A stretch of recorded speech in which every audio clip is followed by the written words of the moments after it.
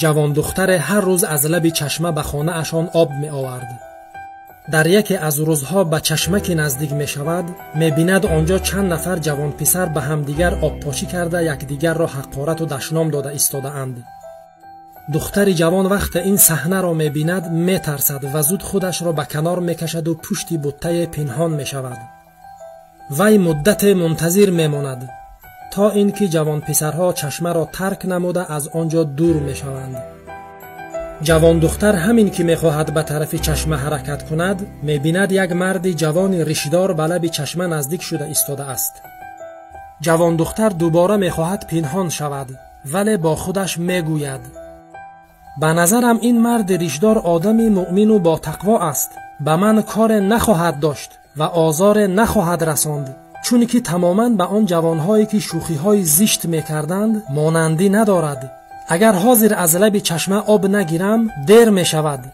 کی می‌داند شاید بعد از رفتن این مرد ریشدار آن جوانهای بد اخلاق دوباره پیدا شده بیایند. جوان دختر با این فکر به لب چشمه نزدیک می‌شود. مرد ریشدار با دیدن دختر جوان شروع می‌کند به گپ پرتایی و به او سوال‌های گفت گپ‌ها خودگنز که می‌دهد.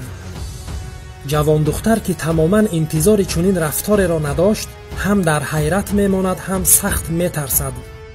جوان ریشدار هرچی گپ پرتافت و سوال داد اما دختر جوان هیچ سخن به زبان نآورد. وی میخواست هرچی زودتر کوزه اش را پر کند و از آنجا دور شود. جوان ریشدار دید که دختر به وی تماما توجه ندارد و به یگان سوالش جواب نمیدهد. به این خاطر سخت عصبانی شد. در حالی که دختر کوزه پر از آب را بر روی شانه‌هایش گذاشته بود، جوان ریشدار غضبناک شده سنگ را گرفت و با تمام قوت به کوزه زد. کوزه شکست و پاره از آن گوش دختر را برید. مرد جوان وقت خون را دید وحشت زده شده گریخت. جوان دختر گریه کنان به خانه اشان برگشت و با همراه پدرش به پلیس مراجعه کرد. بعد از دستگیر کردن جوان ریشدار دادگاه چنین حکم برآورد که وی باید قصاص شود و گوشش را به مقداری که گوش دختر بریده شده است ببرند.